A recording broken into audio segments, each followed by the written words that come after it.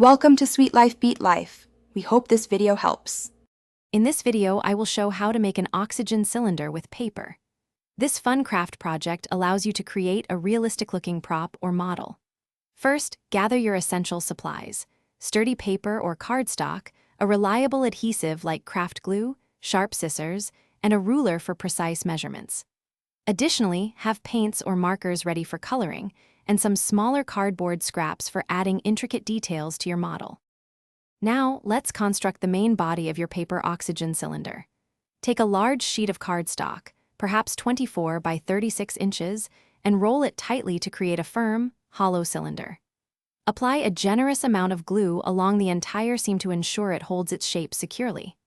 Next, cut two perfectly circular pieces of paper, about 6 inches in diameter, to serve as the top and bottom caps. Firmly attach these caps to each end using more glue, creating a sealed cylindrical form.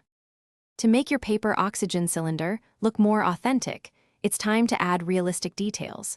Cut several small paper strips and shapes to represent the valve and regulator assembly at the top. You can create a pressure gauge by drawing a dial on a small paper circle, approximately 2 inches across, and gluing it on. Carefully attach these components to the top of your cylinder.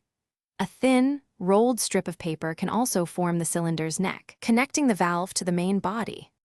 For the final touches, paint your entire paper oxygen cylinder model. A common color for medical oxygen tanks is a deep green or a metallic silver. Once the paint is dry, add any desired labels or stencils to enhance its authenticity, perhaps a medical oxygen label.